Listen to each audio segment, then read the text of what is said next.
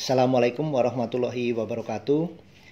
Apa kabar rekan-rekan semua? Jumpa lagi, saya Trisulo. Saya ingin menyambung dari video pembukaan kemarin ya, beberapa waktu lalu tentang hukum-hukum yang terjadi di alam semesta. Ya, justru inilah kita akan memperkuat secara ilmiah kebesaran Tuhan yang Maha Kuasa ya. Jadi justru kita menunjukkan kepada kita bahwa segala sesuatu yang terjadi di alam semesta ini memang sudah ditakdirkan atau tepatnya sudah dalam kuasanya Allah ya, kuasa Tuhan di dunia ini. Baik, saya langsung mulai saja. Apa-apa saja hukum yang secara ilmiah mendukung ya kebesaran dari Allah Subhanahu Wa Taala ya. Saya akan bahas yang pertama tentang hukum kekekalan energi ya. Ini kalau di dunia fisika teman-teman pasti sudah pernah belajar ya waktu kita sekolah dulu tentang hukum kekekalan energi. Nah, hukum ini ditemukan oleh James Prescott Joule ya, dan ini merumuskan tentang hukum kekekalan energi ini. Jadi kalau kita bicara kekekalan energi adalah energi yang tidak dapat diciptakan ataupun dimusnahkan. Jadi energi itu ya memang sudah ada gitu ya. Sejak alam semesta ini diciptakan oleh Allah, oleh Tuhan ya. Energi ini sudah ada. Jadi energi itu tidak dapat diciptakan ataupun dimusnahkan. Yang bisa hanya dia berbentuk atau tepatnya berubah ke bentuk energi yang lain ya. Contoh misalnya kan kalau kita lihat air ya, kalau air itu didinginkan ya berubah bentuk jadi es gitu kan. Atau kalau kita panaskan ya sampai menguap berubah jadi gas, tapi tetap ada gitu ya.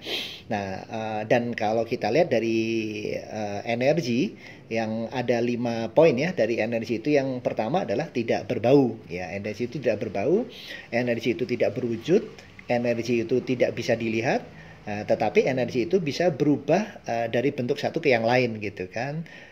Terus yang berikutnya juga energi itu bisa dirasakan. Nah, energi itu bisa dirasakan. Ini kaitan nanti aplikasi dalam kehidupan kita.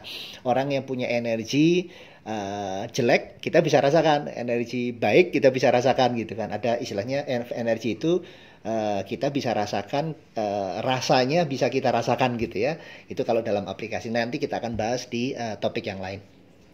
Nah, ini juga berlaku di dalam kehidupan kita ya. Kalau mungkin saya sebagai muslim ya, di Islam itu semua kan bermula dari niat ya kan. Kalau niatnya positif ya, yang energi yang dilepaskan juga positif gitu. Energi yang kita niatkan negatif, maka akan yang kita lepaskan energi juga negatif gitu kan. Tergantung bagaimana kita melepaskan itu. Ya kan. Nah, juga makanya seperti kalau kita ambil contoh kita ngelempar bola nih, ya kan, energi yang kita lepaskan makin besar, makin keras kita lempar bola itu, maka yang kita lempar bola itu akan kembali balik kepada kita juga makin keras gitu, memantulnya makin keras juga.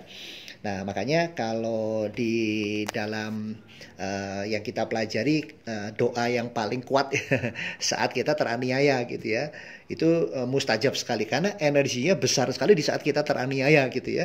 Nah, jadi tinggal tergantung kita nih pilihannya buat misalnya kita terposisi teraniaya di saat kita mau melempar dengan energi yang besar gitu ya. Kita akan doa itu kita mau pilih doanya positif atau negatif gitu kan. Jadi terserah pilihan kita. Ya tentu saja diajarkan kita untuk doa yang baik-baik gitu kan.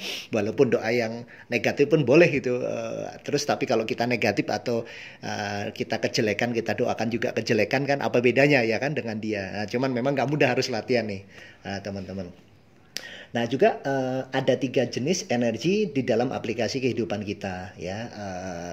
Dalam kalau tadi kan secara fisika ya, dalam aplikasi kehidupan kita ini yang pertama ya jelas energi yang disebut energi hewani. Maksudnya di sini adalah energi yang memang kita gunakan untuk kebutuhan-kebutuhan dasar seperti makan, minum ya kan, beli kendaraan, rumah ya kan. Nah, itulah hal-hal yang sifatnya lebih ke kebutuhan dasar yang dibutuhkan manusia gitu. Kemudian ada energi emosional ya, ini biasanya lebih ke ego ya, biasanya lebih ke ayo dong saya sudah berbuat baik nih, hormati aku dong ya kan, atau ayo dong cintai atau sayangi aku nih ayo dong hargai aku gitu ya, atau minta pengakuan. Ini biasanya ego-ego manusia ya, biasanya disebut energi emosional ya. Dan biasanya energi manusia itu terbesar ya belum ya, dimaksimalkan, ini baru energi-energi dasar ya. Dan yang terbesar yang ketiga yaitu energi spiritual ya. Energi spiritual yaitu energi yang betul-betul istilahnya kalau bahasanya tuh hakul yakin gitu ya.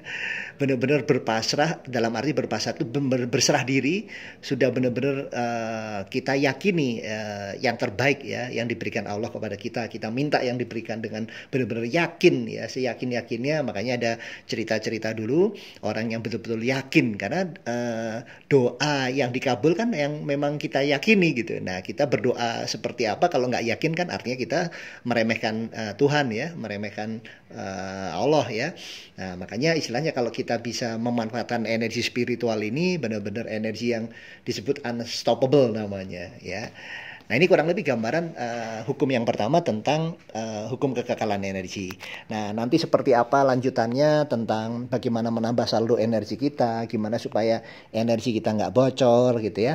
Kita akan lanjut di mungkin yang berikutnya. Nah, kita bahas dulu tentang hal-hal dasar tentang hukum-hukum yang terjadi di alam semesta. Oke, baik teman-teman. Sampai jumpa di sesi yang akan datang. Tetap semangat. Assalamualaikum warahmatullahi wabarakatuh.